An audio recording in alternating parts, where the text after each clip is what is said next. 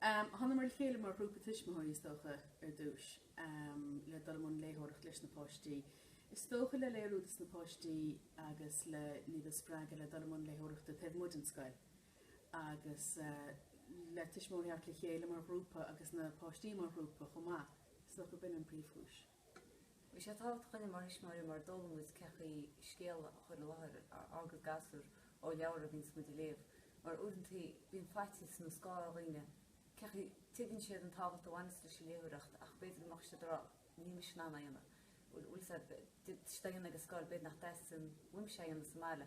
Ach dulmúid bhfuil se gom an chuir leis méidí an muid ag scáil.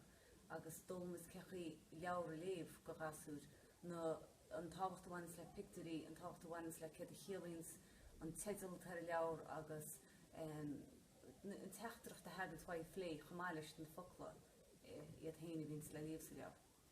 Sé an leagramach bhíar na dúch mu le chéile chuile láháin chuile heachtain bhain sáran a bhí ránaí mar bhé ba eilnaí go chuileáin a bhí freistal ar an sesiún. Agus bhí duine stúr an sesiún bún agus lé sé nó sí an leabhar go na gasúr agus chu sé nó sí ceisteannaí tí na gasúr bhí na gasúr anfáirteach sa gur láthir a rinne duine sin chamáile bheith léamh bhí mu na plégus lé ar an ábhar ví leabhar. Agus dulmúid tu go leabharann sin chuine mar Thuismitheoirí le túsáile agus léimúid leabhar líos mála leis na gasúr agus nuair dilmúid an teachtain ar gceann plé ón tábhar a bhí sa leabhar. Agus in na dhé sin bhí sesiún pléin leis na gasúr nó sesiún spríomh churmará agus rinne na gasúr pictúr gon tábhar dulm siad ón leabhar bhí dír chléitein. Is bhain siad an sprí as an rud ar fad. Agus is stocha go chuir sé ar nasúla chuoine mar Thuismitheoirí an sprí a bhain an páistí as leabhar. Tréis go bhfuil television Somália agus tá riomhrí chu ar fad fós an rud a siimplí na scéal agus bhíidir go thomláin tóca agus na scéalta agus an duine seo a gcinseocht an scéal. Agus mar dúirt Evelyn ag deire go hen sesiún sin thug marach dachna agus papé agus na páistí agus taimí le pictiúr.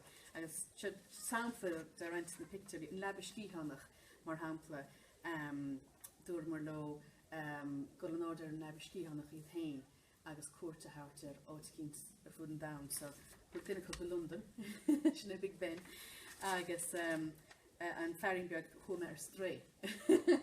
So léimar an sin bhí gasúr a bhí beganí ní sinne agus bhí an ná scéalta beganí ní stuchra a léamh agus léimar sreiscéalta gearcéalta le páirc mar píris agus sin gadaí agus nens beag go bháisteir agus an bhabóig a gcuideachhfuil.